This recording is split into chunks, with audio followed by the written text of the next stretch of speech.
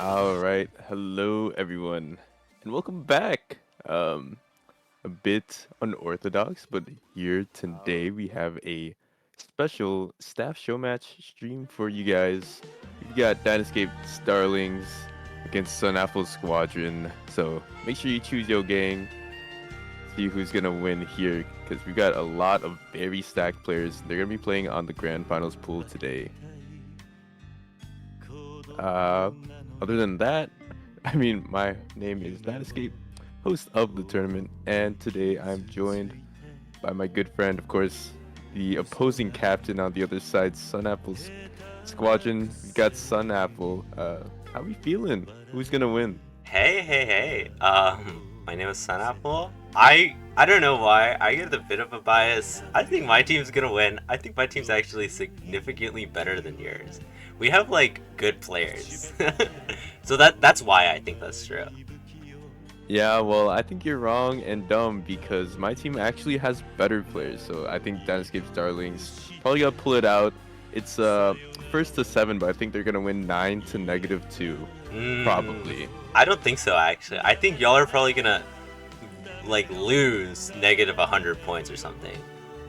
And then we're gonna win like 500 or something. So like I don't think my team can. I think it's actually illegal to lose a point on my team. That's what I heard. I think they're getting the axe if like they lose a point. I think it's illegal for you guys to score a point. Actually, I think probably for most of the maps, all 3 of your players are gonna have 0 points. You know what? I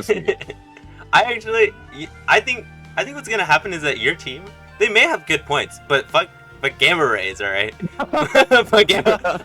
I have these gamma rays on lock, all right. My satellites, they're on your players. Yeah, well, I've got double the satellites actually orbiting your players' houses, ready to just explode gamma rays onto Simo, Robert, and Imperial, and anyone else who plays. I think you're wrong.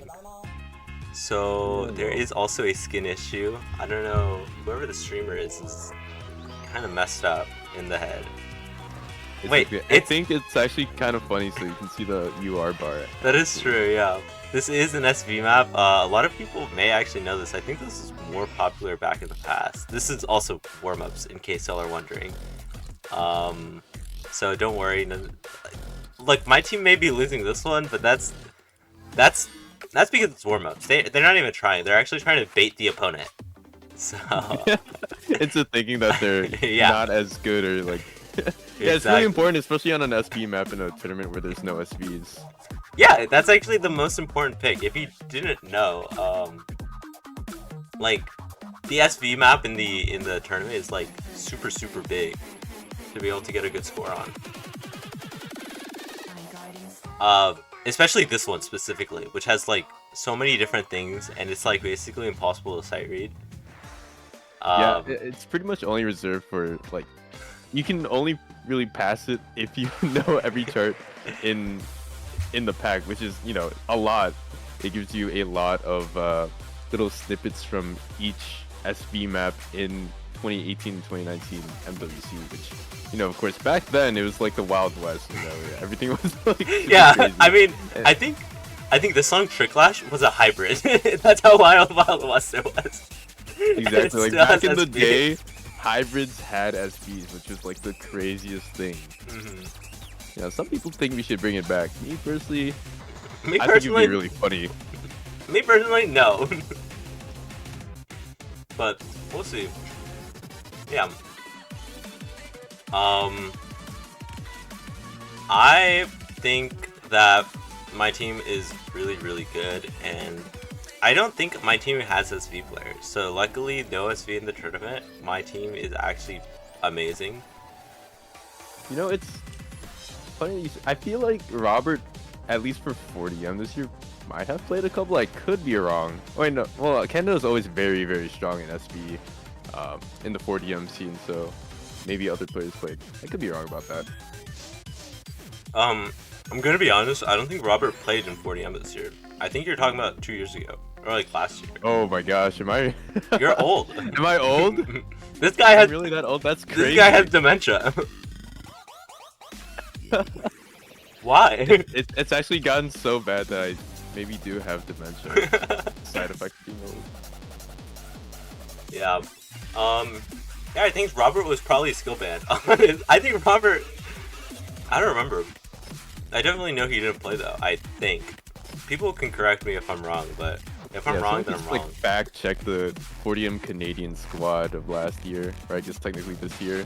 That'd be great. Tell us who's wrong, because that'll decide the winner of this match. You know, who's right about Robert wins the match. I may or may not have messed up.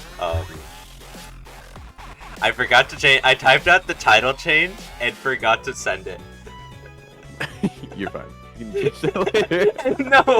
No. And then instead of putting exclamation mark title, I did exclamation mark MP title.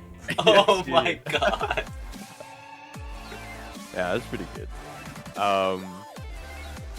Honestly, SunApple, if you wanted to keep the column start on this, it'd be really funny. But I don't know if you changed it already. I already changed it. I'm gonna be honest. I do not enjoy looking at this.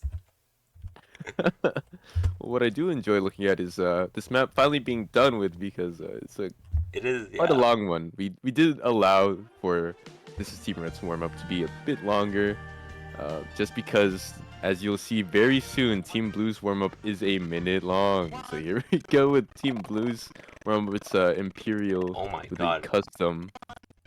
It's breaking my client. It's too short. Oh, there we go. So, hopefully, every player in the lobby could ready up with haste so that we can get through this warm-up, because this is very reminiscent of a Sidger warm-up, if I do say so myself. And Sidger's actually the team captain for Team Red. For Team Blue, it's going to be a case 100. So, I mean, when we were planning out the show match, Imperial was like, I have the perfect warm-up for my team. And I was like, I just like let out a big sigh of like, oh no. And then knowing that Sidger was on the other team, I thought it was going to be a Sidger versus Imperial warm-up showdown. But thankfully that wasn't the case. Honestly, somehow we might have gotten it worse with that 4-minute SP. Honestly, I think so. But either way, we get the 4-minute warm-up that has good songs, and then we get this song, which is honestly, this is what they should be playing at church. Like, I think so. I mean, I know it's not Sunday, but Sunday in some places, but they need to be playing that. This song really hates my client. We'll see. I don't know whether this is like actually the song or whether it's just like my client. I think it gives it a little bit of character to the that's true. The song. Look at Buff Kirby there. Honestly, that's what my team looks like. That's what Dynascape Starlings looks like, IRL. I can't say anything. I mean, my team looks sick. All right, they do look cool. They have like their trench coat, not trench coats. That's kind of bad. They have like all their stuff. They have like equipment. All right, they're like Batman. So they're like Batman. They're all individual Batmans. So I think my team could possibly beat your team. It's possible. I mean, with Simo having a 99.7 up until that last little dump, section. That was actually kind of crazy. Yeah. What is this map? Yeah, I have to be quiet just to like hear the lyrics, but yeah, you need to remember them. What I expected off of this one. It's a polytextual classic, if I do say so myself.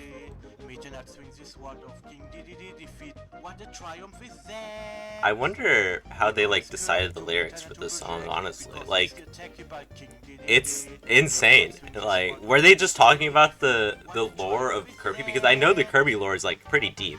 It goes down pretty far. I don't know, and shout out to the scoreboard just like jumping. It is frozen halfway into the map. Yeah, love it. Actually cursed the map. Thank you, Polly and Imperial, for that crazy map. But we can go into the roles now, actually. That's gonna be really fun. Yay, rolls. What are your Standard guesses? stuff. Oh, rolls have already Oh finished. no! Oh, Dynascape songs. What are you guys doing? Yes, let's go. Rolls always tell whoever's gonna win the map. Oh no. Okay, that's a bad omen to start with. You know, Team Red not looking too hot. Should practice their rolls maybe a little bit, but that's fine. I know we're doing that just to get a bunch of breakpoints and break your guys' I morale. made my team go into an MP link or into a lobby and literally just spam rolls for an hour, just to 10 like, sets of 100 yeah. rolls. Some We did it real for an smart hour trading. just so that we knew that we were gonna get a good roll. All right, we learned the pattern. All right. The pattern, that's true, yeah. Like, it's a secret one, so I can't tell anyone, but there is a pattern. We've cracked the Osu code. We know how to roll well. Yeah. Okay, so I should probably explain that this show match, um, every player has to play at least once. So on Team Red, we have 6 players. Team Blue, we have 5 players. Unfortunately, one player could not make it. So it's gonna be an interesting dynamic to see when people sub in other players on the team. On Team Red, we have Sajra as the captain. We have Dark Mewtwo, Kirez, Mint, Epic Man 2, and Epsilon Maigare. And then on Team Blue, a Case 100 is the captain, and then we have Simo, Arasasi, Robert 6400, and Imperial Trinity. So I think teams are pretty balanced overall. Blue has less players to work with, but it might actually work out in their favor for them just by virtue of having less people to sub in who are like decidedly weaker. Yeah, I was actually thinking the same thing. Where, like, honestly, I feel like having less players may be a benefit because my team is able to kind of keep their stronger players in, and they don't have to think about who's gonna move into which slot and like who's gonna take over for what on what map, and kind of do worse. All right, let's be honest. Some of the players on these teams are a bit better than the others, like significantly. So yeah, it is interesting to see. But I think we're getting into bans now, and it's looking like Dynascape's Darling is banning Electricity, which is kind of sad because that's actually my favorite song. Yeah, that is pretty rough. I do like to see. I would like to see Electricity played, but of course we aren't gonna get it. Team Blue and their their their protect was Rice 5, which was I honestly really expected because that's Imperial's map and they're on the team, and then Team Red uh protected Rice 3. So now I'm a bit confused because Sajid said Rice 3 protect. So what's going on with that? I don't know, but my client is dying. If you cannot tell. I think we just hit the JoJo stand and like time just stopped. I guess. I'm restarting it right now. Like, let us know down in the comments below if it's dead for you guys Yeah. too. And be sure to like and subscribe if you haven't already. And be sure to Twitch Prime. Yeah. Also that bell for the notifications. Yep. Okay, I'm just gonna restart.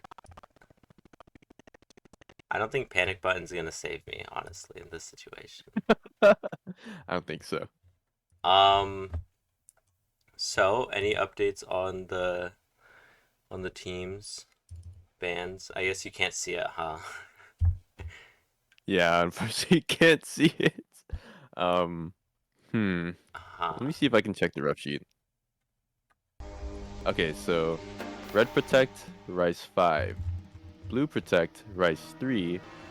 Red Ban, Ellen 1. So, Okay. Mint, Muse, and whoever their third is, I think it's probably going to be Epic Man 2. Not wanting to play released. Which makes sense because you're facing Robert and Imperial, who are decidedly very good at LNs. Yeah.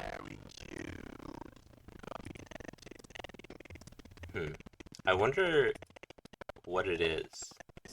Because, like, everything is working, it's literally just the song That's actually like messing me up. I think it's the song. it's so it's so messed up, man. The song is so cursed. This song is cursed. Because like it also worked in the first chart. Also, I think it's interesting to see because I think Robert and Dark Mew both know French, so that we may be seeing some French inside the chat. Oh no. I've had there's been enough French talking general and stuff like that. Having it in match is really funny. We need more. I guess it's no different. Yeah. I mean, Yeah. people talk in their languages all the time in in other tournaments. So it's always interesting to see for sure.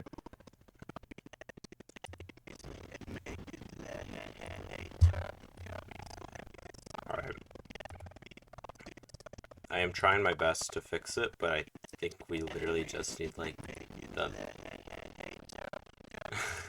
It is so broken. Watch, Log's gonna change the song and the clouds will part and the sun will shine, It'll be the so birds will funny. chirp, and it's gonna be so awesome. Oh, the clouds are parting. Wait, that's actually crazy. I don't know, it just happens sometimes. The clouds did part though, it's very funny to see. Okay, we've been notified that the client is slightly wrong, but we're gonna roll with it because it's funny. How so? Sigil should be Rice 8 instead of Zero Dimension. Oh. Oh, you know why? It's because they're only slotted to have 8, or 3, 6, there's only 7, yeah. 7 red slots. Things are I a see. little Okay. messed up. So And there's 4 hybrids. Okay. Okay. So like right number of maps are wrong allocations of it. Interesting. Okay. Well, I can switch it, but yeah, let me switch it then. Yeah, let me go to tech. Oh yeah, let's go. Getting to use the.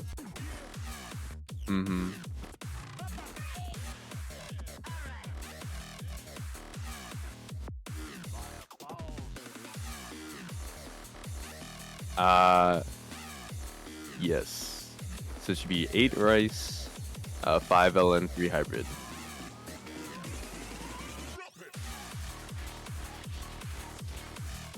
No, you're fine. Alright then. Oh. Wait.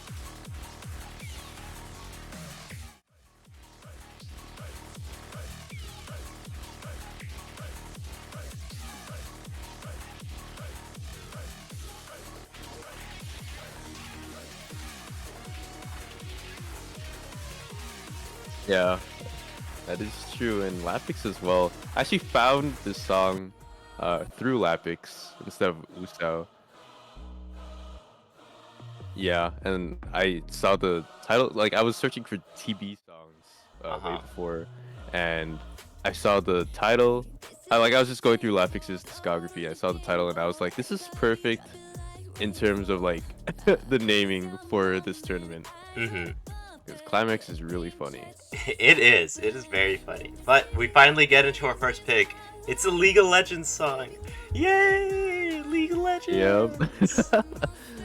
So, I believe, yeah, Blue won the role. So, of course, they're gonna go for, a song that suits them. And they're gonna go for the Protect. Oh, no, sorry, not the Protect, but rather Red's Protect, which is really interesting if I'm reading that correctly. That Red protected Rice 5 and Blue protected Rice 3. Yeah, it is very interesting. Imperial picked Imperial's map is really what matters the most. Yep, it is. And I think we're getting into it right now. The MP start has gone out. I believe in my team, SunApple's Squadrons. Y'all got this. So don't be afraid of the League of Legends players on Dynascape's Darlings team. Y'all can still win the point. It is your pick, so I assume y'all will. So interesting to note that Dynascape's Darlings actually sending out Kirez, Sizer, and Epsilon, who are probably like the supporting cast for Red Team. It Hmm. it feels like Red Team is just saying we're gonna get you guys in and then probably stick with that Mint Epic Man 2 and Dark Mewtwo core for the rest of every single map that is going to be picked. Whereas on Blue Team, they've kind of fielded their best players. Yeah, I can definitely agree. I mean, it is a strategy, especially on the opponent's pick, where, I mean, I guess it's a bit likely that your opponent's going to win it, especially their first pick. I think it is, like, it's not as likely that the opponent's going to win the first pick, just because, like, the show match was a bit, what is it called, sporadic, and it was, like, I guess the teams were just formed very recently and stuff. So it's not like they had any time to practice and like understand each other's skill sets. But I mean, either way, we're seeing SunApple's Squadrons. It's really doing well here. Simo having the 99.8, which is insane. And everyone on my team is above that 99, whereas everybody on your team, Dynascape Starling, up below the 98.9. Yeah, we're not doing too hot, but again, it's just a tactical loss for us. Is I believe what everyone else on Team Red is cooking up. Sack some of players now so that we have better matchups later on, and I think that is a tactic that can be used. For Team Blue, definitely look towards Simo and Robert to be playing a lot of the maps involved. I'd have to imagine that Arizote will be playing most of the Rice maps, whereas Imperial will be subbing in for LN. So they kind of had that flexibility, and then Robert, of course, and Simo going to be mainstays. Whereas, at least on the side of Team Red, no one here is probably going to be playing that many other maps besides this one. Yeah, I mean, I think we may see some of them just like in a random map or two, maybe just for fun. Or to have a tactical throw. That is definitely possible if we do see that. But I definitely do agree. This squad of Simo, Robert, and Sussy are going to be probably the mainstays, especially on Rice. Since I don't know who else would substitute instead of Sussy. Definitely Simo and Robert. Probably going to be a mainstay on like most of the maps. I mean, look at their scores. Simo, 99.87. Oh my god, that's a player's score of all time. Yeah, like how are you reaching a 995 on a grand? But I mean, this is the staff show match. We are getting like crazy players that are way better than the competition that we saw in the tournament, so it kind of makes sense. Mm-hmm. But I mean, that's just still an amazing score. Honestly, my team is not doing too bad either.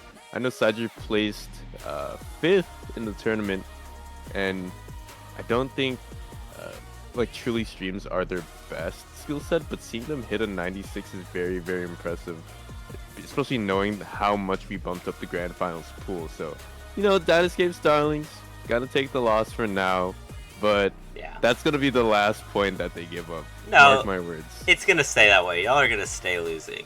I think another thing to add is that I think all the players on Dynascape Starling are very like not physical at all. They're very like more towards like Aken, maybe instead of Epsilon, but I know like Kira's and Sidger, I think are more towards the Aken and like the early game kind of stuff. But we do see the first point going like it should, like it will, and continue to stay like this, going into SunApple's Squadron's side. And now it is time for the other pick on for Dynascape Starling now. Here's where the real match begins, because we kind of gave you guys your warm up. We gave you this first one. This is where we really start to shine, because now we kind of get free reign of whoever we want to choose on our team.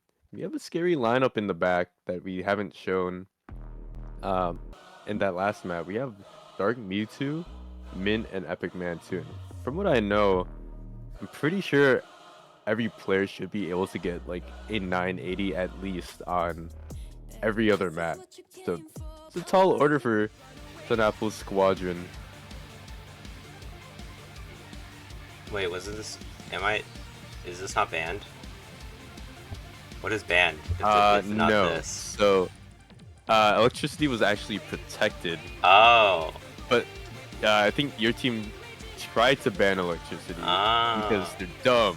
No. and gonna lose. It's because they have So that we have, power. So what is banned yeah, instead of Rice? 3 Allen for... 1 and Allen 4. So we have the Wow. double Rice Protect and the double Ellen ban, which is kind of sad. Well, Hate to see it, but at it's least fine. we get to see electricity. We were both talking about how we really like this chart.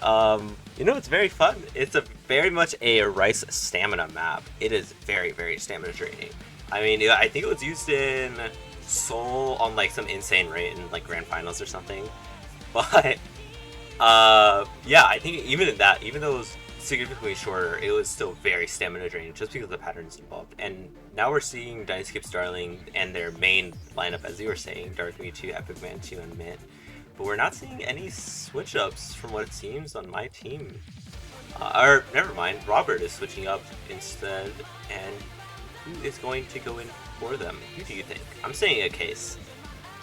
Maybe. I think this might be time for Team Blue to send in their decidedly weaker players, just so that they can fulfill the requirement of everyone having to play at least once. It might be a good time, especially since it is Team Red's Protect, and obviously they're very, very confident on it. You look at the players on Team Red, and you should be scared. Dark Me 2, Epic 2, and Mint, all very decorated players, not only in tournaments or stuff like that, but also tournament staffing. They're super awesome and are gonna win. So SunApple's Squadron to be really scared. But wow, okay, so Civil's gonna stay, but they're gonna take in Imperial and Pace. So interesting. I think let's see that's pretty much everyone on the other team. I'm not sure if Shed is back. If they are, they will need to play. That is their supposed to be their sixth player, so I'm not sure what's going on with that. I'm sure Team Blue will let us know accordingly, but for now, it seems like this is the lineup. Yeah. And it's looking like, because that's the lineup, they're going to start right now. I am interested in Imperial's Rice score. I actually do believe Imperial's pretty good at Rice. I know they're pretty good physically, even though they are decently well known for being a LN player. I think the Rice is also up there, and obviously Simo and Dark Me 2 and Mint is Epic Man 2 are definitely going to do very well on this map. I think this map may be easy, or like not too bad to hack. I can't remember it exactly off the top of my head. It's been a bit. But definitely stamina, it's going to cause a large problem. I mean, we can see right now just off of these anchors and that are kind of consistent throughout the entire map. Those are so stamina draining. But we're starting this off, and we're seeing Dynascape Starling having this early advantage. Not by that much though, only 12k. Yeah, it should be pretty important to note that this map, most of the streams / like jump streams are 1/6, so that makes it around 243 BPM, which is very, very fast. It's even faster than our standard jump stream pick of 230 BPM in Knockman Corner. So of course there is a very high physicality requirement when you are entering this map, and we are seeing right now a Case cannot hang with the boys. Yeah, the Case is definitely struggling a bit more at that 91%. Also, I forgot Knockman cores in this pool. Why did I mean, this is definitely very stamina draining, but Knockman core is a bit more.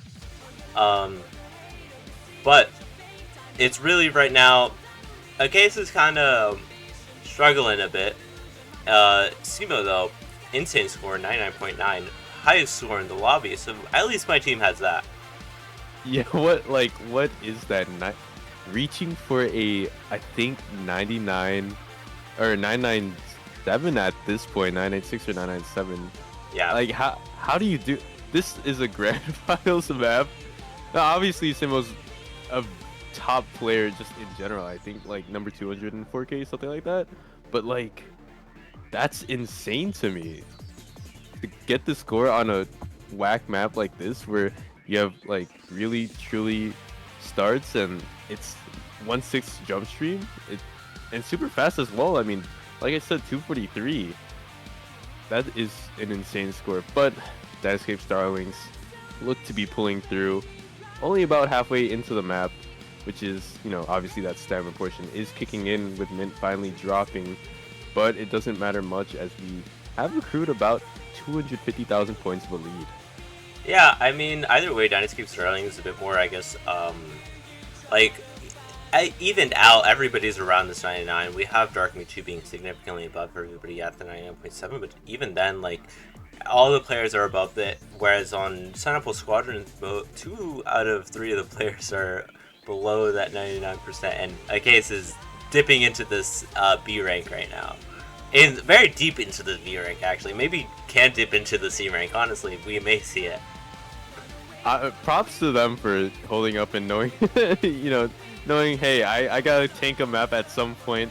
I'm gonna do it on one of the worst maps to, like playing wise, if you're not physically capable, because you have to suffer through 3.5 minutes. So props to Case for going on this map, because this is, like I said, probably one of the worst maps to tank on. Yeah, I can definitely agree. Also, we saw Simo break at basically the last stream, so that is very sad. I don't think they'll be able to upscore between Mewtwo, just because the accuracy is too little. But still, insane score. Dynascape Darling taking that second point. The only point y'all will take, I'm going to be honest. Yeah, buddy. Y'all are never going to take another one. I will not allow it. This was just because we had the B team. Oh, okay. Uh-huh. All right. I'll take your word for it out. We'll have to see with your guys' pick coming up next, because I don't know. It should be like full force now. Team Red, Team Blue can play whoever they want. Everyone's played one map, so kind of whoever wants or whoever can play the maps the best. So I mean, Blue's turn to pick, and we know that both team likes to play Rice. Where do they go? I'm not too sure, honestly. I was thinking maybe because I get the feeling that Dynascape's Darling may have the higher. I don't actually know. I was gonna say they may have the higher physicality, so maybe they don't want to go something like Zero Dimensions or like Cathedral, but maybe going something easier, going Uchi Yusei, going for that act perspective, and or they can go for that kind of stamina again, but with their main roster in Knockman Core. Or we can go for a good song with Rice too. But actually, we're seeing LN too. Interesting, going from a different angle here, opting for this LN map. Yeah, it's kind of interesting to see an LN pick after an LN ban. Which, to be fair, I kind of questioned it anyways, because I would have thought on paper that Team Blue might have went for some of the more comfortable LNs. You have Imperial, you have Robert. I'm not too sure how good Simo is in terms of LN accuracy, because obviously they should be physically capable to play any of the LN maps. But I'd have to say, like, Imperial and Robert provide very good supporting scores, possibly enough to match Epic Man 2 and Mint. I don't know, I think it'd be really, really close, but actually instead of Robert, we're going to see Arizoste. Yeah, I definitely think this is very interesting. I personally don't know Simo's scores, but I do know that Dark Mewtwo is really good at LN, especially LN like accuracy, and I feel like this is, for their skill level, I feel like this is around like kind of LN accuracy, getting like those 99 or 990s, 992s and stuff. But I think it is definitely going to be a mainly about the difference between Imperial and Sussy, and then Mint and Epic Man 2, because those lower scores, they vary a lot more. They're definitely wider in point differences normally, and it's easier to gain points, so it is very important for those players to be able to get as high of a score as possible, basically. Honestly, I feel like Dark Mewtwo and Simo are going to have around the same, maybe. So, and if that's the case, it really doesn't matter what their scores are. But we're actually going to be seeing 2 early breaks from Epic Man 2 and Susse. Yeah, not the greatest starts from either of them, but through it all, it seems like Dynascape Starlings are going to have the slightest bit of a lead, and that's definitely going to be helped for SunApple's Squadron by Epic Man 2 and Dark Mewtwo even actually breaking in that little transition. So, Mint keeping the only FC, but somehow it still is very, very close, and I believe it's just because of that accuracy difference. Everyone on Dynascape Starlings having really, really good accuracy compared to the likes of Air Imperial, who does have that FC, but is at a low 99, and then Arizote, of course, at a 98.34. Thankfully, everyone else has broken on Dynascape Starlings, so that lead going back to SunApple's Squadron. But I believe once they get back up to that combo cap from all three of them, it should help by just a little bit.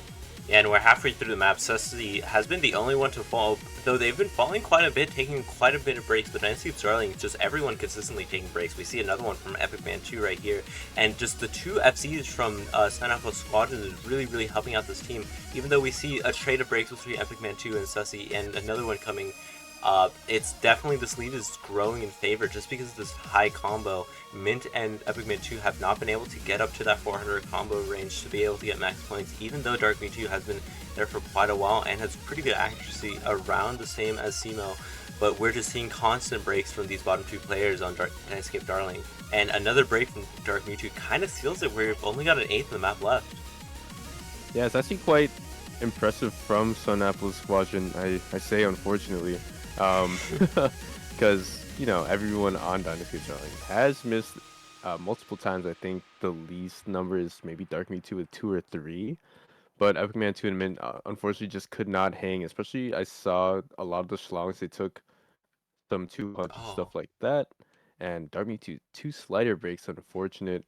Stimo would have beat them out in terms of accuracy, anyways, by honestly a landslide, but still very impressive scores from the two of them. And of course, like we said, Imperial just providing a very good supporting score. Zustain not bad as well, still being out Epic Man 2 in terms of scoring. yeah, I mean, it's really this consistency from Simo having, or not significantly, slightly worse scores on LN than Rice, but that is very, very common. It is, I guess, harder to be able to act LN. But I also do think it's really the supporting accuracies that are helping out a lot on that map. But now it is time for Dynascape Starling to pick. We did see them win that Rice map. We may be able to see them win another one. We do see Ska's map, Wind's Nocturne, being picked right now as a Rice 2. Just immediately too, which is interesting. Yeah, they kind of know what they want. And I mean, for Team Blue, it kind of begs the question. You won on LN, but you had it struck down earlier in the banning process. So, at least on some of the maps where you should feel more comfortable on, unfortunately, you don't have as many maps to play with because of that double LN ban. Whereas Dynascape Starlings, where it seems like they're shooting for Rice for most of the match, they have a lot of different choices. Yeah. I also do want to say Shed is coming soon. They are stuck in traffic, so I believe SunApple's Squadron six player will be coming eventually. So be aware whenever that does happen. We are seeing what looks to be a swap out from SunApple's Squadron. Probably Robert coming in right now instead of Imperial. It's looking like Ceci actually being one of the anchors on this team, which is very, very interesting to see. Yeah, I mean, it kind of like what I said earlier. It's nice for Team Blue to kind of have that flexibility of choosing different players on different skill sets, whereas Team Red, it's a lot more rigid, where you're just gonna see these three for the rest of the maps most likely. That is very true, and we go off on the MP start right now. Time to wait, see who wins this chart. Um, Song is very interesting, especially considering how calm it is, even though it really just isn't. Yeah, I think it's something that I mentioned in the showcase. Like, it's just kind of the funniest thing to have that difference of the song and the map, where the song is so serene and calm, whereas the map, you're just like hitting the nastiest chills. Up to 1/8 streams as well, so 340 BPM, but that's kind of dampened by the fact that it can be as slow as 1/6. So anywhere from 1/6 to 1/8, it depends on the music's intensity and kind of tries to match that. Yeah, that is definitely one of Ska's specialty. I know them personally from mapping anime songs and making them like 6 stars or something. 6 star rice, right? Yeah. Like, and they definitely do that very, very often with these very dumpy patterns. And honestly, I'm gonna be thinking Dynascape Starling is gonna be very good at this. I know Epic Man 2 and Mint are very, very well versed in these kind of patterns. Mint being pretty good at actually holding combo. So if players in SunApple's Squadron's miss will be very bad. And as I say that, 2 players are taking their break early on. Another thing is this chart is very, very short. Halfway through already, and there's a 30k lead. That is really, really big. Yeah, pretty much as much as we saw during a defended counter attack. That last pick, Robert and Sussy dropping yet again, so things are looking very dire for SunApple's Squadron as Dark2, Epic Man 2, and Min are looking to FC this with ease. Min is dropping a little bit of accuracy, but like you said, her blue luck is that she can keep combo, unlike Simo, who dropped a whole note, 99.75 from them. Unfortunately, going to be beat out by Dark Mewtwo on this one. I know we usually like to look at the top players, so... Oh, Dark Mewtwo actually dropping instead, so traded out, but it's not gonna matter too much. Yeah, it doesn't really matter too much. I mean, look at Epic Man 2. I believe they had the 99.8 about 3/4 into the map, and even now they still have a really good score at around 99.6. We are seeing still breaks from SunApple's Squadron, so this will be cleanly to hit the long jack. Oh my god, everyone does it. Oh my god. Everyone hits the long jack. But unfortunately for SunApple's Squadron, Dynascape's Darlings win on this one. So tied up 2-2. I kind of made these teams, kind of spitballed the players in terms of like, how good they'd play on each map, and seems like it's working out just fine. It's a pretty competitive match, all things considered. The scores are very wild in terms of map to map, but overall for the match, I mean, it's 2-2. Yeah, I do think also it's interesting. Epic Man 2 and Dark Mewtwo had a difference of, I believe it was like 30 points. Epic Man 2 top scoring that map by 30 points, showing how much better they are than Dark Mewtwo. But we will be seeing LN3, I believe, Empath. This is a funky map, OD 6.3. And if you don't know this map, OD 6.3 Imperial map should give you something. Think along the lines of like Tickle and Dreamwalker kind of. Yep, exactly. This map is super release heavy. I'd say is the main bulk of it, but there's still like that physicality portion because there are a couple shields in between, especially in the more vocally intense portions, as well as just like the coordination aspect as well. Yeah, I definitely agree. I mean, just looking at this map, it is insane to be able to play well, but I guess we will be seeing these teams swap out from everybody. I think Mint left real quick, but I believe they were just updating the map, but we will now be seeing SunApple's Squadron putting their team members. It is going to be Imperial and Sussy. I believe at this point it's pretty obvious that Robert will not be playing the LNs. Maybe they just refuse. It is understandable why they would. Many people do. Yeah, I'd probably go on strike too if I had to play LNs that I couldn't. But I mean, I think Robert should be able to put up very competitive scores. It's just probably maybe Sussy's just a little bit better. But it seems like the teams are finalized.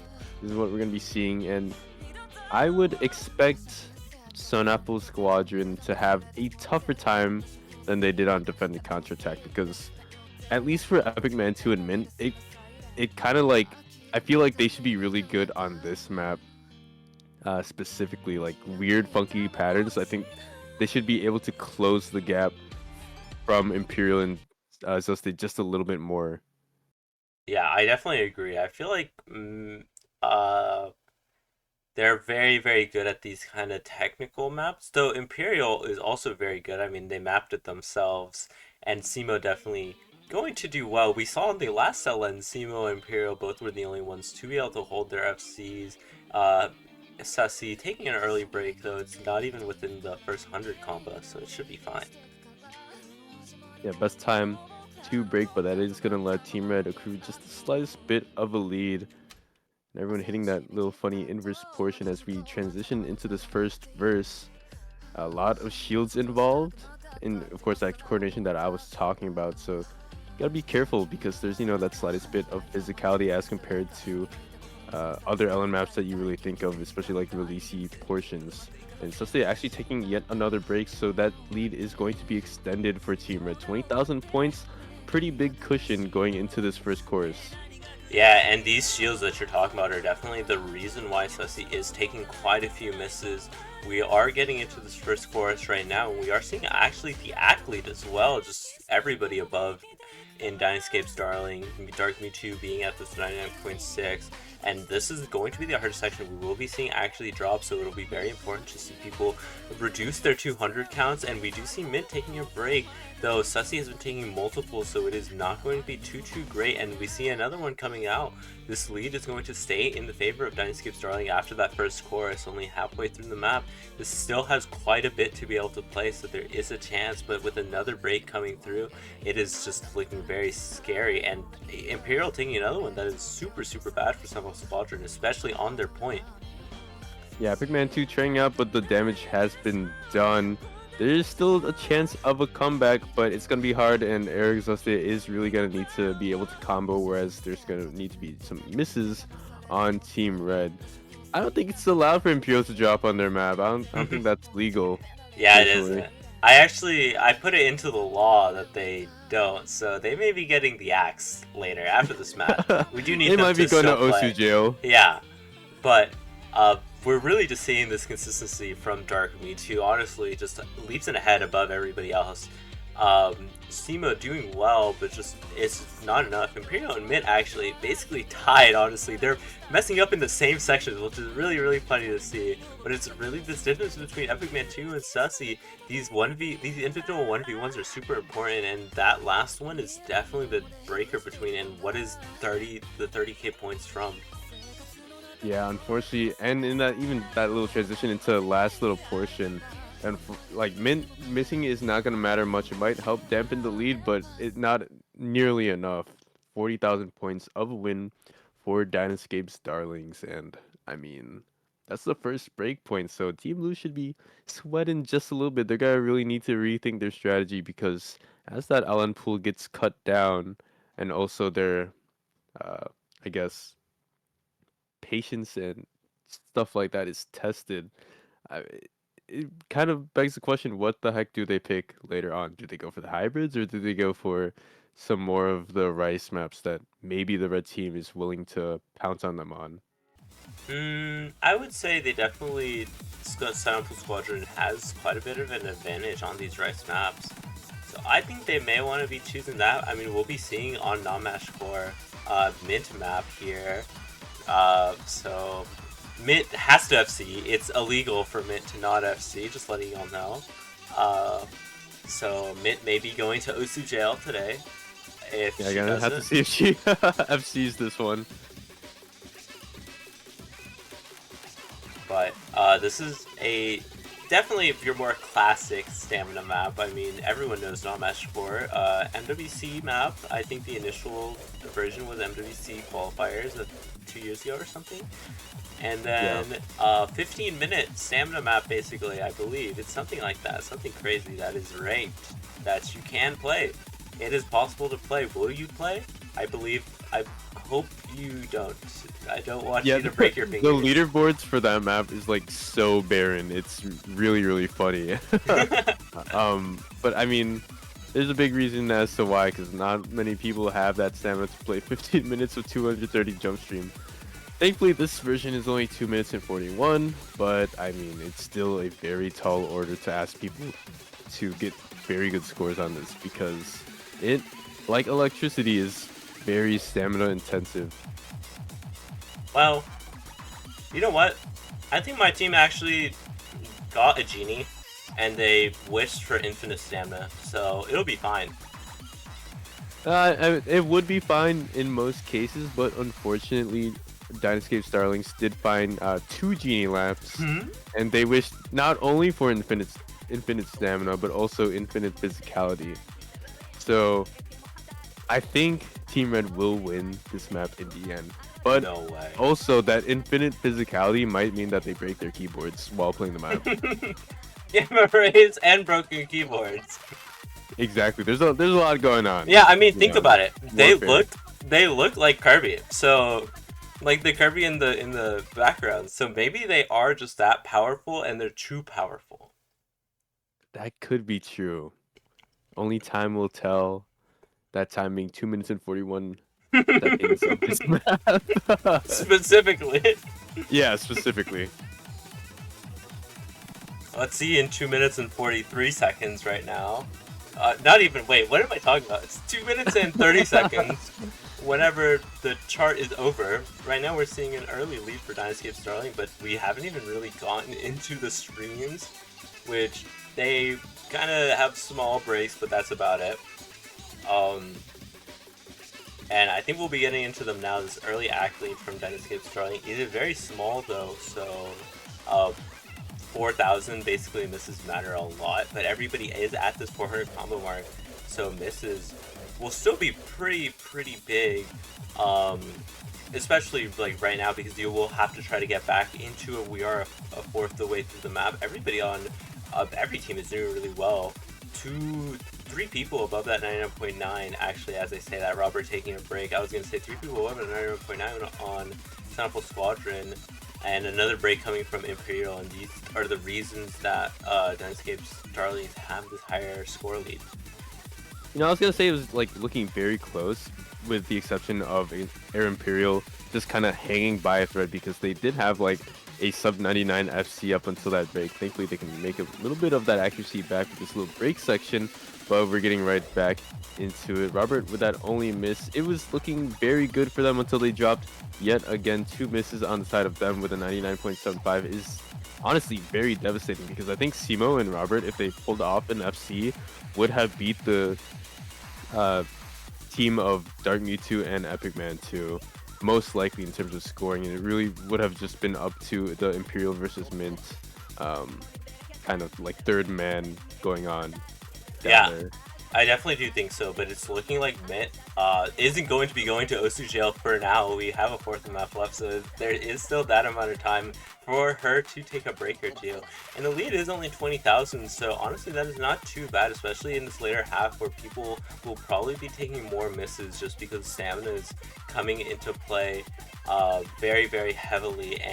But it's honestly, as this map slows down, shortens up, we're getting up to the end, nobody's really looking any like physicality, any tiredness. This 21k point lead is staying in this land, no misses either. It's just basically standing still. Imperial taking a few 200s, which makes it a bit bigger, but that's about it. And with this being said, Dynascape Starling taking another point and capitalizing on that breakpoint that they just got. I'd have to think that if Imperial didn't miss once and if Robert didn't miss twice, it would have been a little bit closer. I still don't think SunApple's Squadron would have won that map, but it probably would have been within the realm of like 5,000 points of a difference, which would have been very competitive. Yeah, I definitely do think so. I mean, the accuracy difference between Robert and Epic Man 2 is only those 2 misses, basically. And Simo having 2k above Dark Mewtwo, which is also 99.7, or 997 is really good on that score. Yeah, that's But kind of crazy. I still think Dynascape Starling would be able to take that. And we will be seeing Shed. Shed has come back from traffic jail. Also, Mint in the end doesn't go to Osu jail, unlike Imperial. Very sad. Yeah, unfortunately. Well, not very sad, but like... Yeah. Unfortunately, Imperial not gonna make it after this one. But I mean, I think okay. So with Shed coming in now, it adds a new layer of tactics, I guess, to this, because Shed is actually really good on Rice, and I think is probably on average going to be better than whoever has performed on some of SunApple's Squadron as the third man.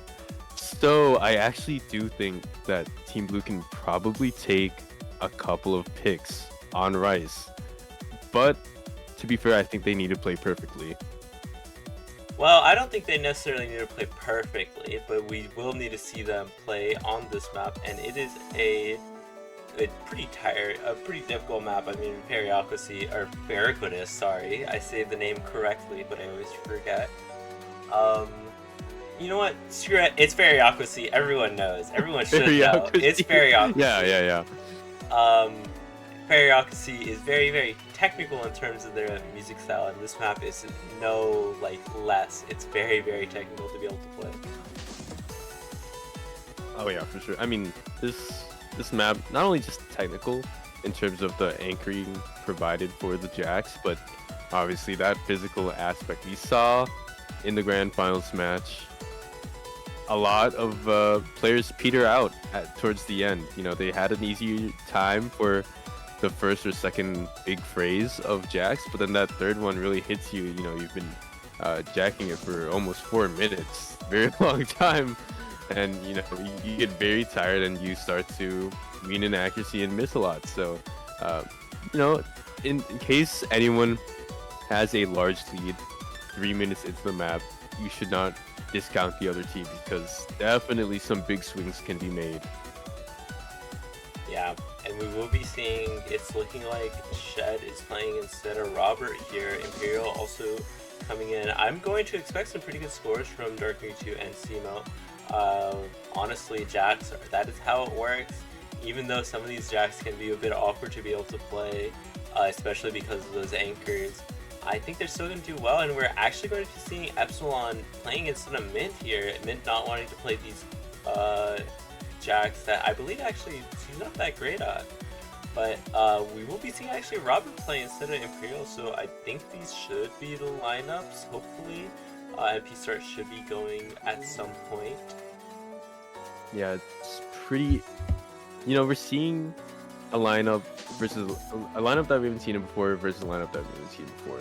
You know, Mint getting subbed out for Epsilon and then Shed coming in for who's usually Arizoste. And actually Robert even for Imperial Trinity because Imperial's played a couple of Rice maps. So, I mean, with things how they are now, it really is just a big question mark. You're gonna have to see who sinks and who swims on a core Jack map because we all know how they usually go. Either you get like a 990 plus, or you kind of tank accuracy and have a couple misses, and then you end up with like a like a 950. Yeah, and we will be seeing which one will it be, which team will be on that high end of their core Jack capability, and which team will be on the lower end. But right now we will just have to be waiting on the 4 minutes and 9 seconds that are in this map, specifically 4 minutes and 9 seconds, no less, no more. Early lead for SunApple's Squadron, very different from what we saw in the last map where Dynascape Sterling actually had that lead early on and then kept it throughout the entirety, and Epsilon Maigare taking the first miss on the board, and that is going to explode the lead over to SunApple's Squadron's team. And same thing with Epic Band 2, another break right before this little break. Another miss right before this little break. Yeah, not the hottest start from Dynascape Starlings, unfortunately. Epsilon and Epic Man 2 around 99%, whereas everyone is sitting pretty for Team Blue. The lowest accuracy being a 99.86 from Shed, which would be a 99 or 99.5, which is very crazy to think about. But to be fair, we've only gotten to the first little dip in terms of Jacks because this is a much longer section than the first one. Epsilon actually finding a break. Unfortunately, it seems like they are slightly not at that physical capability, taking a couple of 200s as well, especially in the denser patterns. A lot of the triples, they are taking a lot of 200s or breaks even. So SunApple's Squadron looking really good right now. Shed not even dropping in terms of accuracy that much, 99.83. All three players on Team Blue are playing absolutely out of their minds. Oh, as you say that, Simo takes a break. Shed is definitely this anchor that SunApple's Squadron needed in this Rice map. Both Epsilon and Epic Man 2 both taking a lot of breaks, but Dark Me 2 at the same time doing very, very well. It's just kind of hard to be able to keep up with all three of these scores on SunApple's Squadron. We do see a bit of a break, so we shouldn't be seeing too much right now, but I mean, at this point your stamina is definitely letting out if you're not too comfortable on these maps, and I get the feeling that both Epic Man 2 and Epsilon aren't too comfortable on 140 BPM. So they definitely are much appreciating this little break in intensity, not too much happening. But I mean, this really just gives the lead over, or just gives SunApple's Squadron an ability to continually increase their accuracy, because this is the easier section, and Epsilon taking a break on the LN. This is an LN map, obviously, so understandable. Yeah, with LN jump scare. Kind of like Wind's Nocturne, where it has like that little LN section. Finally, we are half, or I guess 2/3 into the map, and players do get the slightest bit of a break, but it's not gonna matter much, especially when Team Blue just has such a dominating lead going into the last Jack section. Here it is, pretty much the same. I think actually a slight bit less tense, but by now your hands are worn out. And I mean, can we talk about Team Blue? 99.85, 99.89, 99.88 with a miss. These scores are absolutely dominant. Yeah, I mean, there's a reason why the team difference is 143k right now. It's mostly because all three of them are super, super consistent. They're not even taking... I wonder if they've even taken a 200 beside, or if Simo has taken a 200, and if anybody on that team has taken anything besides a miss right now. Simo taking another one, but I mean, it's not going to be enough because it's 150k. There's going to be like some gamma rays needed to be able to switch the speed over right now, and those two satellites, they seem like they're not working. Maybe my satellites are like attacking yours. Yeah, I don't know what's now. going on. I'm going to need to check my satellites because the gamma rays are just not hitting right now. I mean, they come in like small batches, especially with Robert taking just the smallest bit of a miss, but it's not enough at all. I need to up how many satellites I have. Yeah. And definitely my satellites worked pretty well on this chart, so we will be seeing SunApple's Squadron taking a point, and a point they really did need, honestly. I think this really is a turning point on SunApple's Squadron's lead, and I think this next pick will possibly be going towards them. Definitely Dynascape Starling does not honestly want to go for this Rice element, though. Seeing how good Shed is. It's honestly really, really scary now. Like, with Shed coming into this match, it's suddenly looking a lot closer and way more dangerous for Team Red. How do you get to 2 points to at least secure a tiebreaker? That is the question in Team Red's minds. Right now, they are going to go for Rice 4, so still trying to clean up that Rice pool. Rice 4, one of the last 3 Rice maps left, and seems like the one that Dynascape Starlings are most comfortable on. Bit of a mixed Rice going on. Yeah, I also do want to add that was Shed's first map playing of maybe not the day, but like of the session. So very interesting to see. Shed will probably only be improving as the map goes on, or as the match goes on. We will be seeing Woodman. I personally, if I was Dynascape Starling, knowing that Shed hasn't been playing all that much, maybe would have gone 0 dimensions just so that Shed doesn't have that ability to be able to warm up on kind of a easier map and kind of go for just like have to basically throw him right into the lake.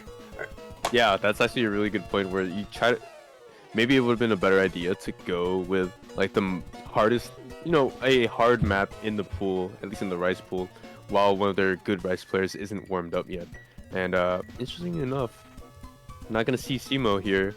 Robert, Imperial, and Shed are going to be the lineup for Team Blue, whereas kind of see the same old faces for Team Red, Mint, Epic Man 2, and Dark Mewtwo for Team Red.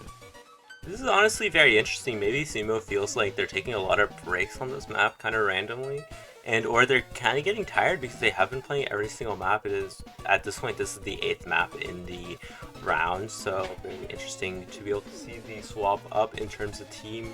But I mean, Dynascape Starling sticking with their same roster, Mint, Dark Mewtwo, and Epic Man 2.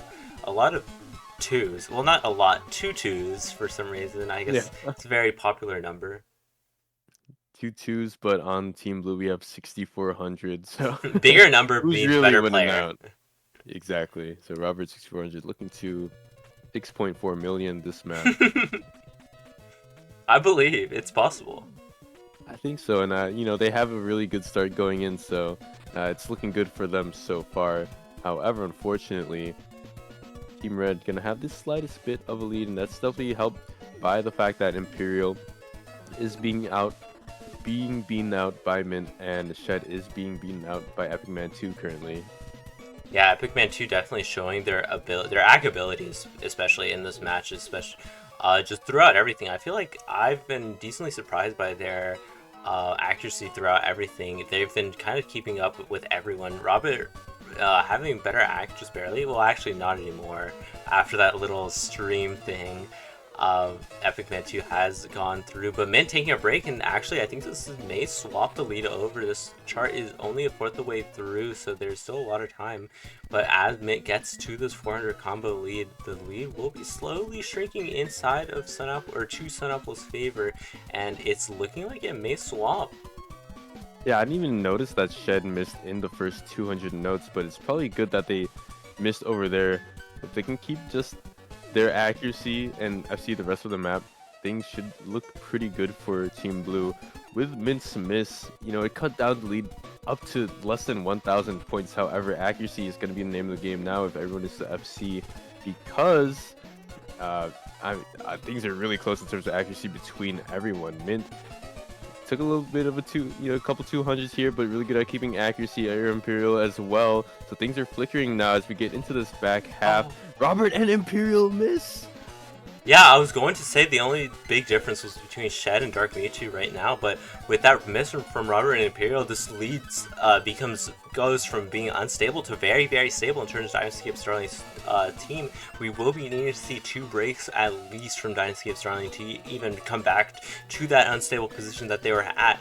And honestly, it's looking like that early break from Shed isn't really mattering all that much. We have a fourth of the map left, but actually it's looking like this lead is slowly going in favor of SunApple's Squadron. If there is enough time in the map, I think it will go over, but there needs to be so much more time. This length of the map is not that much, and 10k lead is a lot to be able to overcome, especially in this little amount of time. Everybody on Dynascape Starling is playing super consistently. Epic Man 2 has dropped accuracy, but Dark Mewtwo has been able to keep up very consistent, and Mint hasn't even seemed to like struggle on anything ever since that miss. And there we go, yeah. Dynascape Starling taking the next point. Oh, that was really close. I think even closer than Nachman Core. Dynascape Starling should be sweating because they got through by the skin of their teeth. Look at Shed with an SS choke 1 miss. If everyone on SunApple's Squadron didn't miss, I believe they would have taken it, but unfortunately the Gamma Rays were way too strong. Yeah, I definitely do think without the misses, SunApple's Squadron definitely probably take... Actually, it'll be close, because I think Dark Mewtwo and Epic Man 2 still have higher scores than Robert and Shed without misses. Yeah, it'd be really tough. It'll be very without close. the miss, I think Shed might have beaten out Epic Man 2 by a little bit, and then Robert would have gotten pretty close. So it would have been like super deadly close between everyone if we had that 6-way FC. But I mean, that's a different universe. So SunApple's Squadron gonna have to deal with the one they're living in now, where it is 3-5. They do get the next pick, but where do you go for it? I mean, you've got Rice 6 and 7 up, got LN4 up, but Mint has that Mapper's advantage. Yeah. Hybrid 2, you have Eggman 2 with a Mapper's advantage as well. Kind of scary. I don't honestly know. I personally, as an outsider, I just want to listen to Mend, so let's pick Mend. But we're actually going to be seeing Rice 6. We're going to see. I think this is probably one of the easiest maps in the pool. So going for an act battle right now on SunApple's Squadron. Uchi Yusei or Yue. Yue. Yeah. I don't know. Uchu Yue. Something like that. Interesting map choice. Yeah, maybe they're just wanting to go for that less physical, hoping for Simo, Shed, and Robert to be able to keep up in terms of like the accuracy between all the players. And honestly, I think with Simo in this lineup, I think it's very possible to be able to. Though honestly, SunApple's Squadron kind of back against the wall. They are 1 breakpoint down, and Dynascape Starling still has 2 picks to be able to work with. Yeah, I mean, like you said, with this map probably being the least physically demanding out of every Rice map in the pool, and probably the one you really look to when you look at when you need someone who can hack Rice, it should be, I think, pretty close. I mean, Shed has really proven themselves to be very good in terms of accuracy and can provide a very good third man score compared to Robert and Simo, because honestly, Robert and Simo, when they can FC, they've been absolutely shredding some of these maps. So expect some very high scores from them. And then on the side of Team Red, I mean, Dark Mewtwo, very consistent, has played, I believe, every map so far. So maybe for some of the other maps, not maybe not this one because it's not physically demanding, but other maps, they'll get a bit tired. Uh, Epic Man 2 and Mint, I don't know how they'd show up against Shed and Robert. I really think on paper, Shed and Robert actually might be better on paper. And Simo has been slightly better than Dark Mewtwo on most other maps, but Shed actually going to find a miss in the first couple of notes. So yet again, an early break from them. Gonna see how they play on the rest of the map, because that's what's really important. These early breaks are very, very deadly, and I mean, we didn't really see it come into play that much last round, but we did see, I think we may see it here because this map is a bit easier to be able to see, so because of that, the misses can mean a lot more. I mean, right now we're honestly seeing the accuracies be quite a bit higher on everybody. Robert and Simo both at around the same accuracy, being higher than Dark Mewtwo and Epic Man 2. You are right at what you were saying earlier, but there's still quite a bit Mint and Shed with this difference. I think it's mainly because of that early miss, honestly, in terms of accuracy. But as we get into this more technical section, I think it will even out, and it actually is evened out. Shed seeming to be quite a bit better at these more technical areas, at being able to get really good accuracy, though this miss is really causing a problem. But as I say that, Epic Man 2 trading the miss right back, and it is way later in the map, so Epic Man 2 actually has to get back to that combo cap, with Simo breaking as well. I don't know who is going to be in the lead right now. Yeah, currently it's flickering. I think maybe leaning slightly towards Epic Man 2 having getting back up to the combo cap. We'll see Dynascape starting with just the slightest bit of a lead, but there's still one more very abrasive part left in the map, and I think it's a bit harder than that first half that we saw. So definitely SunApple's Squadron can take a couple points here and there, and low section here. Simo going back up to combo cap, but Team Red having 400 points of a lead. Yeah, that's like it's gonna be really close. That's like absolutely nothing, honestly. And I think a lot of the score difference right now is from Robert and Dark Mewtwo. Robert being significantly higher accuracy, and also having the same combo. So that's really, really helping out SunApple's Squadrons, keeping this lead very close. But these bottom players all have to stay locked in, locked and loaded. These misses mean a lot. Mint, if they take another miss, and it'll be really bad. And even at 200, honestly, the lead was only 300, and Epic Man 2 taking a very, very dirty miss that swings the lead over to SunApple's Squadrons by 7,000, and it's the last section, only a sliver of the map left. They're really going to be needing at least 1 or 2 misses from SunApple's Squadrons right now, but Mint and Simo trading, and that is not what you want to see if you are Dynascape Starling wanting to take another breakpoint. And I think that is it. SunApple's Squadron being able to take their point, and that was a very important one to be able to take. Oh, for sure. I mean, you do not want to let Team Red get into a match point position. No, not at all, especially when you still would have needed 4 points to win the match.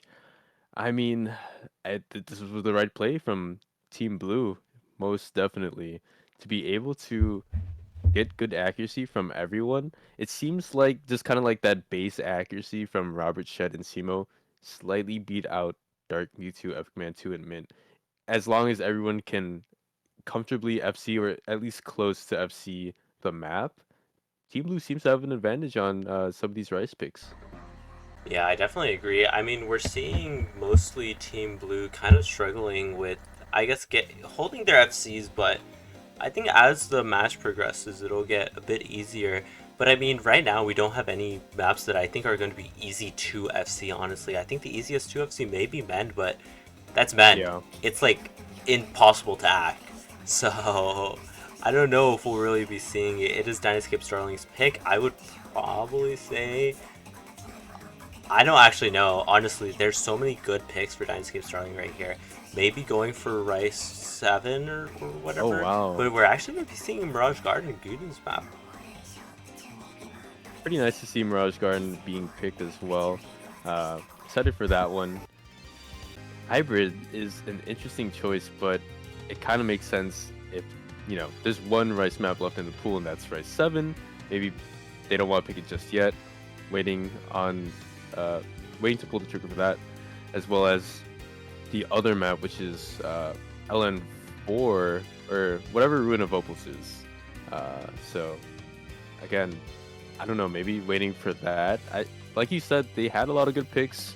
Mirage Garden wasn't really in my mind when you said that, but it seems to work for them. So we're gonna have to see how they do, because this is actually a good call out for SunApple's Squadron, because I don't think they really have any hybridy players. Shed's been really putting in the work for Team Blue as that third man, but they can't play long notes. So by taking Shed out of the equation, I think suddenly it gets a lot scarier for Team Blue, even though they've been coasting by in these last couple of picks. Yeah, and I think this is especially the place for Dynascape Starling to kind of go for a riskier pick. They have the breakpoint advantage, so they don't really have to care. If they lose this point, they have another one to be able to choose. They can go for something that they're more confident on.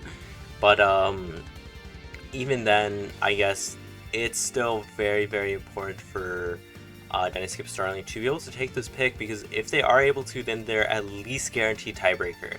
And if they are able to win against SunApple's Squadron's breakpoint again, then they just win.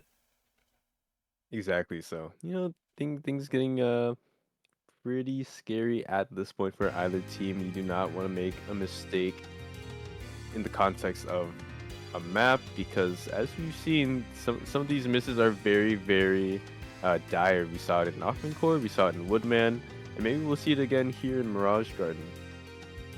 Yeah, and just starting us off very, very close between everybody. No, honestly, I think everybody has the same accuracy. Or their 1v1s have the same accuracy. No big difference, though. We haven't gotten into the map, and now we really are. Mint taking an early drop, and that's going to be not too bad, because Robert immediately trades it right after. Though I think Mint's drop was a bit more dirty than Robert's. She did go down to this 99.3, whereas Robert has stayed around this 99.7. But it's looking like the players on Dynascape Starling overall are more, I guess, evenly accurate, or have more of an even accuracy, and that's really helping them out, though this lead is very, very small, honestly. This map is decently long, so there's a lot of places to be able to come back from and get back their combo and their accuracy, so it's really nice for them.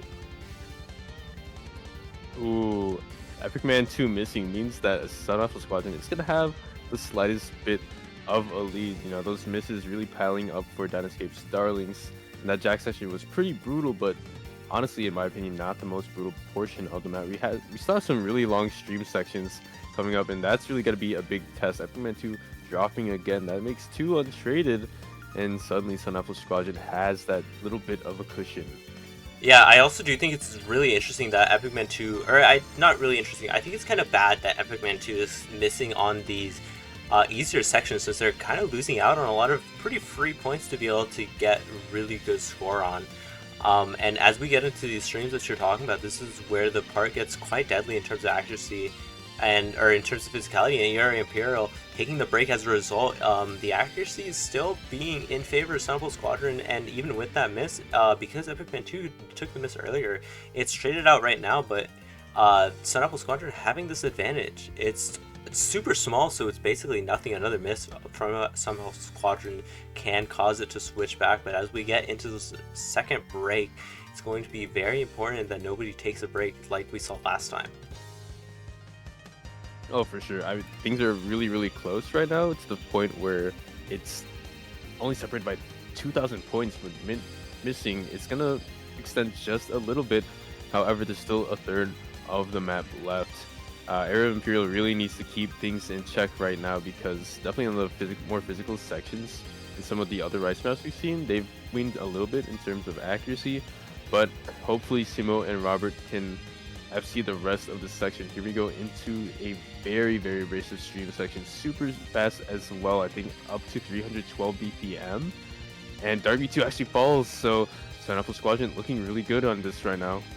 Yeah, SunApple's Squadron still has their FC on Simo and a very high combo on Robert, and Dark V2 falling is very, very bad. That was their anchor on Dynascape Starling. It's looking like this could be a breakpoint, though 10k difference is super small. If we can see double breaks on this last 8th, it'll be super bad for SunApple's Squadron, and they may lose a very important pick that they need to win, but as we're getting up to this ending, it's not looking like anybody's struggling. It's really important that they keep holding on. Even if they lose accuracy, SunApple's Squadron needs to keep their combo. It's a combo game after all, and as we get up to the end, everyone's holding very tightly. Nothing going wrong this last stream, and there we go. SunApple Squadron taking the pick, or taking the breakpoint even after everything, and Dark Mewtwo taking a break at the end, but it didn't matter. It didn't matter too much. That was actually really scary. Dynascape Starlings were actually looking to make a slight bit of a comeback. I think SunApple's lead topped out at around 12,000 points at the height, and then they were able to claw back 5,000, but just not enough map left, and way too many mistakes from Mint, unfortunately. 7 misses, most in the lobby. Actually, no one having an FC was pretty big. I know Dark Mewtwo dropped at the end, but still very sad to see. So now it's kind of back to the drawing board because it's 5-5 right now. SunApple, it's getting really close. I just want to say my team has been giving y'all the points. Like, this is all on purpose. This is just so that the match is interesting to watch. So this is where we're locked and loaded. So I would say, honestly, I don't know. Zero Dimensions is probably the best pick. I agree with the SunApple Squadron pick. Dynascape chose it. Nice. Yeah, I am stepping into ref, so bear with me. But I mean, this is a pretty interesting pick. Kind of like what you said, like where Shed didn't warm up yet. It was good to have later or like earlier for Team Red, but now it kind of favors Team Blue. Should be noted, pretty interesting to see Imperial instead of Shed. Maybe Shed doesn't know the map as much because, you know, obviously Imperial helping with a little bit of pooling and also just playtesting in general. Yeah, I also do think, what is it called? It's looking like SunApple Squadron is a bit more physically better. I mean, we saw on Mirage Garden, whenever everybody's taking a miss, they are able to get the higher accuracies even around the misses, and especially important that Simo is, I think, very physically good, and it's really good, especially in this kind of map. Same thing with Robert. I think Epic Man 2 and Dark Mewtwo are good, but I think the third player between Mint and maybe Shed, I mean, yeah, it's looking like Shed. I think Shed will honestly have the advantage, so this, in my head, is in favor of SunApple Squadron, and especially since Shed has been given the opportunity to actually warm up, it's very likely that SunApple Squadron can take this point and have the chance to win it all, or have the chance to go to tiebreaker hype. It is possible. Oh yeah, I think honestly, you know, maybe this is what they were planning all along, just to get to the tiebreaker position. Who knows? But it is a good thing that Shed came in for Imperial Trinity, because I do believe that, like Shed said, they're self-proclaimed very good at Jax and just like jump streams in general.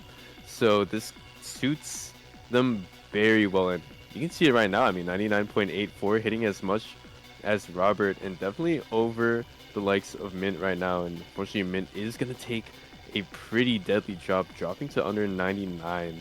So big lead coming out of this first section for SunApple Squadron. Yeah, and these jacks are very like anchory, and that's really a problem because it's not just the jacks, it's like kind of like the rice around it as well.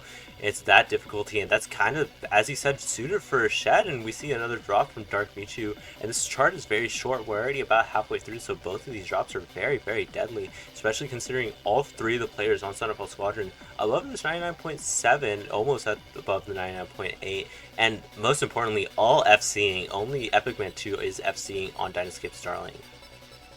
Yeah, pretty nasty. You do not want to be in a position where someone you'd expect to top score is not FCing. To be fair, it's a very tough map, but because of that, and also Mint's deadly drop in the start of the map, SunApple Squadron just gonna have way too much of a lead. It's a very short map, 2 minutes, and with about a quarter of it left, there's not much room to be made. Simo's gonna drop, and Robert did, unfortunately, earlier on, but Mint's gonna trade out Simo's drop, and the lead will just be stagnant at 30,000 points. Now, so gonna close out. Dark Mewtwo gonna unfortunately take another drop. So 2 FCs on the board on this map, and it's Epic Man 2 and Shed, which is honestly pretty Yeah. surprising. But I mean, very heroic performances by them. Yeah, I think especially like Shed specifically having this insane score on this map is very very needed. That's what SunApple's Squadron is all about. All right, we're about these heroic performances between every player. I mean, I think all three of these players have had very good performances on every single map, and that's we now are guaranteed to win. Is all I'm trying to say. I mean, I don't think so personally. I'm kind of trying to pull the strings now that I'm repping. I'm trying to pay off SunApple's Squadron to get this to TV. I'm just gonna say it. I'm trying to pay you guys off. I'm bribing them. How right much? now. Be honest. I said 1,000 Robux. What? 2 Bitcoin. What? And the Dynascape body pillow. What? Yeah. The Dynascape body pillow? Wait, I thought that was out of production. Well, we brought it back just to bribe you guys, so. Holy. Well, it's time for Dynascape's darling pick. Thoughts? I'm thinking Dynascape Darling goes the mapper advantage and goes the mint map. I agree. I think mint map or Epic Man 2 map. Some kind of mapper's advantage. Or they go neither and go mend. Ooh. So yeah, honestly, I don't think us as commentators can lose because we get like mapper's advantage for Team Red, or we get the song that we really want to play, which is Man for Team Blue. Exactly. Oh, and you know what? They're gonna go for Manifest. Ooh, wow! TV Room. Shout out TV Room. It makes good songs. Yeah. So really interesting choice here. Gonna have to see how it plays out. Yeah, and this is a map. This is the one map that I honestly don't really know, but it looks to be. It's Epic Man 2 hybrid. It's going to be hard. It's 1 minute 45 seconds, so misses being a lot. Dynascape Starling keeping the same team, SunApple's Squadron, and having to swap out a bit more.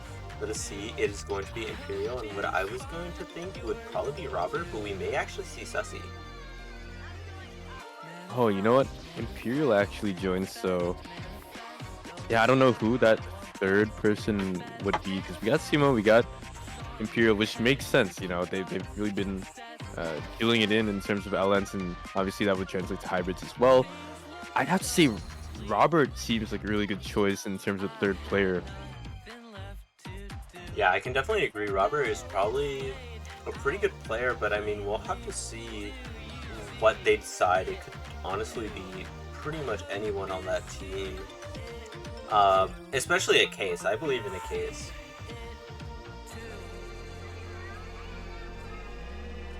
Oh, it's looking like it's going to be Robert right here.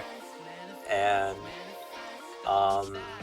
yeah, it is now going to be time to be able to play. We will be seeing the last map of this staff showcase besides what could possibly be TV, but we will just have to wait.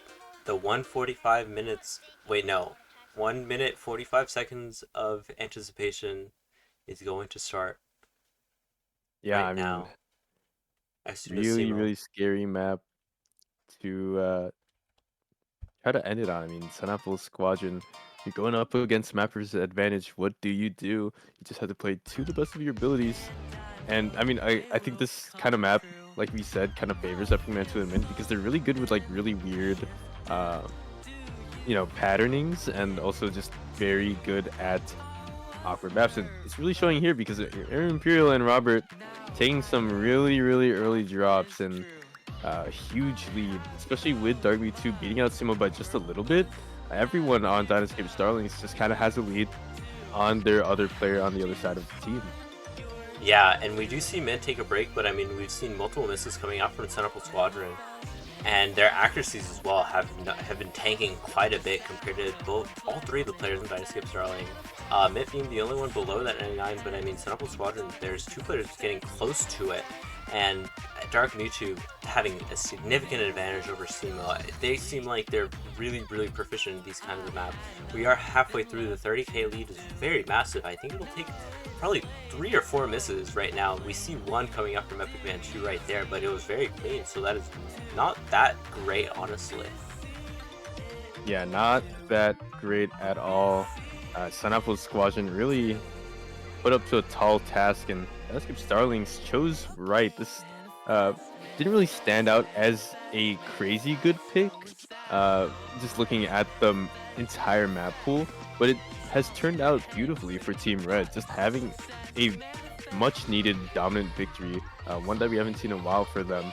This map closes out 30,000 points to their name. Dark Mewtwo, Epic Man 2 gonna seal it out. It wasn't a triple FC, but it was very, very clean indeed. Yeah, not a triple FC, but you didn't need that triple FC. I mean, 2 players on SunApple's Squadron taking a break and Robert taking 9 is very, very big. And even I think even without those 9 misses, I still think SunApple's Squadron would lose. But now it is time. We are seeing TB hype. I know. I think Log said it at the start. They were like, TB hype now, even though it was like the first map or something. But yeah. Yeah, I mean, ooh, TB hype. Who does Team Red and Blue play in for the tiebreaker? I mean, obviously it's got to be like your most physically capable. So you're gonna see Dark Mewtwo and Epic Man 2 and Mint. For Team Blue, who do you choose, SunApple? Like, what do you do if you're them? Yeah, I don't honestly know. I would say Robert and then Imperial. I think those are the best. I think Shed is, I guess, too much Rice favored to be able to play this map, and yeah, that's my reasoning. That's true. I don't know. It's kind of tough, like just because you don't really know who to place for SunApple's Squadron. I think maybe right off the gate, in my mind, Team Red has a bit of an upper hand. Yeah, that's what I'm thinking too, honestly. Dynascape Starling having that, honestly, like, advantage on the hybrids and the LNs, and this is a hybrid. It's a tiebreaker. It's got to be a hybrid. It definitely has both the Rice and LN sections, like, individually, but still is a hybrid. So I feel like Dynascape Starling having the advantage, but we will have to see. I mean, SunApple's Squadron has been able to take points on the hybrids and the LNs as well. So it'll be, honestly, it could be anywhere. Yeah, sorry, I should say, a case called for a timeout, but told me in DMs, which is not a place I would look. I mean, I'm already roasting the match, so why would you just not send it here? Well, timeout called. We will be seeing it. So, what's your strategy, Dynascape? My strategy went out. I mean, we've been we've been kind of not playing to the best of our abilities. We've been holding back just a little bit, but kind of like Rock Lee and Naruto, we're taking off the training weights. Like Goku, we're taking them off. We're going full force. We're gonna stop you guys into the ground. Well, like the Karate Kid, I don't remember anything about the movie, but I remember he's a karate and he's a kid. So I'm about to. Holy. My team's about to go all out. We're about to Kung Fu Master you. Is all I gotta say. I don't know, like. So we're gonna channel Po from Kung Fu Panda. What? I think Po takes on the Karate Kid. No, I don't think so. I think Po loses to the Karate Kid because I think Po doesn't have the heart to murder a kid, but I think the Karate Kid has the heart to murder a panda. Wait, but it's like a talking panda. Yeah, but it's the Karate Kid. Yeah, that's true. That guy is bloodthirsty. He's got that bloodlust. Exactly. But we will be seeing Robert. It seems like being the one playing. Yeah, we're gonna see Robert. Yeah. So we got our squad, SunApple's Squadron, about to roll out. Autobots, just like them. I believe it is going to be interesting to see who wins and who loses and who gets the gumball that is being offered, divided by however many players that are on the teams. Yeah. There's no prize except for the pride. And the gumball. And the gumball, that's true.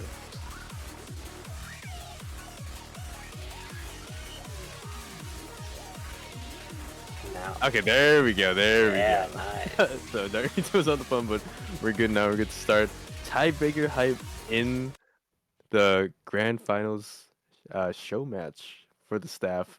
Not scripted at all. Actually, yeah, it was not actually scripted at all. That's I just make the best teams ever. So I guess. True. Honestly, I was thinking, I'm like, most staff show matches are honestly kind of one-sided, but this one has not been. This one has not been, and it has not been one-sided for like honestly accidental reasons. The craziest thing is, like all of the maps have been decided by pretty big numbers. I think the lowest might have either been Knockman Core or Woodman, I believe. Yeah, something like that. So. I mean, definitely the earlier ones were a lot further, but the later ones, not so much. They were definitely a lot closer, I feel. Oh, here we go. And now we will be starting off on Climax. Usao versus Lapix. Mint does get Dynascape Starling does get that mapper's advantage, but we'll see if that really is true. We'll see if my team can overcome the mapper's advantage and be able to take it out. And, for my money, it's just not happening. Dynascape Starling's way too strong. For my money, I think it's happening. I think my team will beat the mapper's advantage. Even through this early lead for Dynascape Starling, it's literally less than 1,000. It doesn't mean anything. I think as the maps get more physical, SunApple's Squadrons get better. So yeah, and we already see an early miss from Mint, so Mint is actually in the end going to go to Osu jail. Oh no, Mint going to Osu jail, and honestly Dark Mewtwo as well, because you're not supposed to miss there. Oh boy, so early lead going to SunApple's Squadron. Unfortunate. And with Mint dropping again, especially on these LN bursts, it's looking really, really scary at the moment. 8,000 points doesn't seem like a lot, but especially when a map is very long and has a lot of objects, definitely it can be a lot.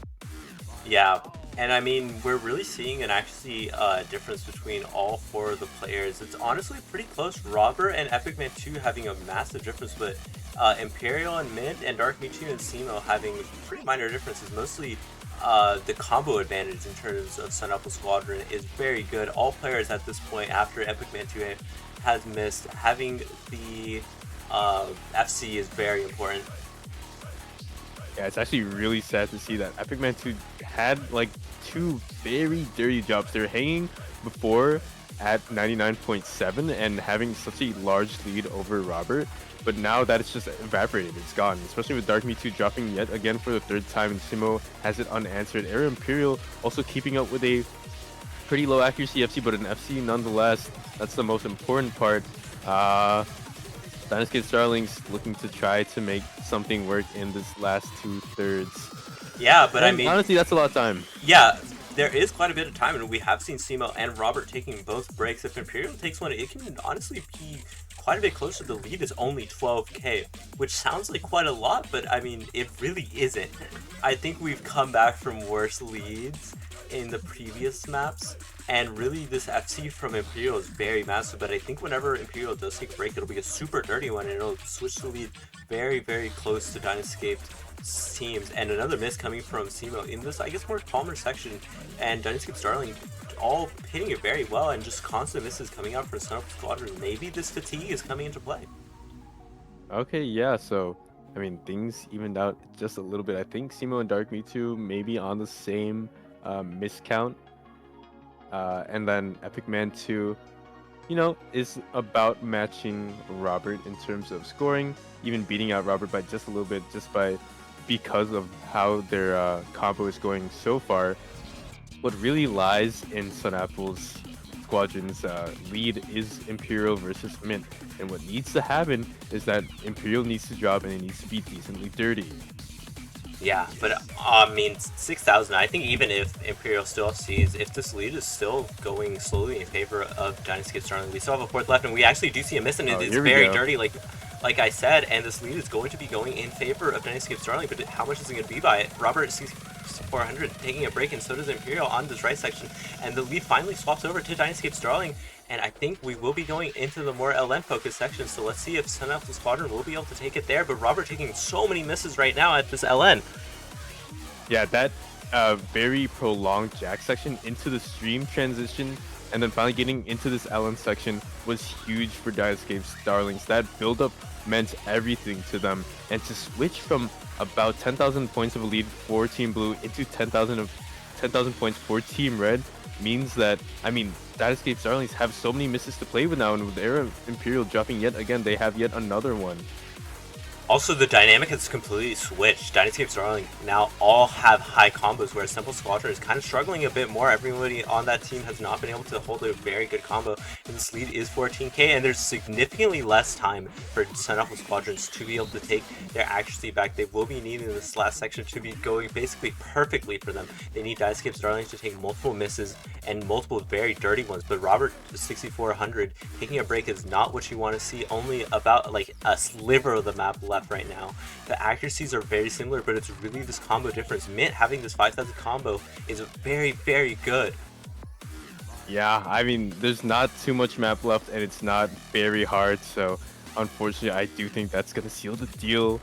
Dynascape Starlings, you know, we played around with our food just a little bit, but in the end, we locked in and won out. My team is going to jail. Yeah, you're going to need to have a little talk after this one. I will. But with that being said, interesting to see 269, 200 counts from Robert and Imperial. Very good scores overall, honestly. Everybody above this 99% range, really, really nice. And Dark Me 2 and Simo, very similar scores. Good job overall. Woohoo! Yeah, I mean, well played. That was a very good match overall. Like you said, not a lot of show matches actually go to TV, but this one actually did. We didn't script it, we didn't bribe them. Wink. So Wink. so that was it. I mean, congratulations to Dynascape Starlings. I knew in my heart's heart that they would win out, and they did. We let you win. Unfortunate for SunApple's Squadron, but that's gonna do it in for them. They're gonna be sent to Osu jail, and you're gonna have to practice 1,000 sets of rolling every day for the next week. So that's that's it. I mean that is the last planned stream for Dynascape's Intermediate Cup. SunApple, any thoughts from you before I close this out?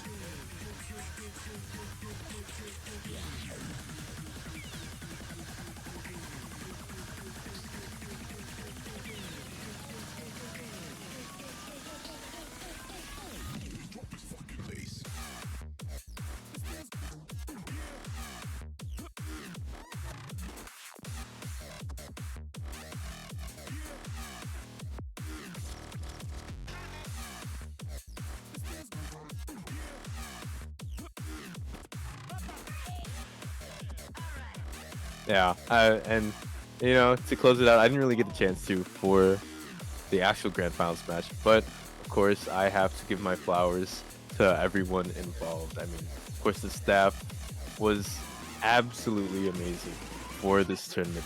The fact that we didn't really have a blind eye in terms of staffing for any match. I think every match that should have gotten streamed, like if they weren't concurrent with another match, got streamed, except for I think one where streamer had issues, which is insane to me. So of course, thank you so much to our staff, our streamers, our commentators, our referees, and of course I can't forget the pooling, mapping, and playtesting team. You know me, I can't play like the grand finals maps, at least for the Rice. So you know, they really held their own, especially in the later pools. They were absolutely, you know, just a joy to work with. And of course, a big shout out to all of you guys who either participated or watched along. It really does mean the world to me when I host a tournament. I get to see everyone be all happy and excited to play in the matches and stuff like that, or just to interact, whether it be in the Twitch stream or in the Discord. So, of course, thank you to everyone involved. Like I said, don't know if I'm gonna be hosting another one ever again. Post burnout is a real thing, guys. But I mean, if I do, of course, you guys will be the first to know. So thank you again for joining us along in this journey, and we hope to see you guys in the next one. Bye bye.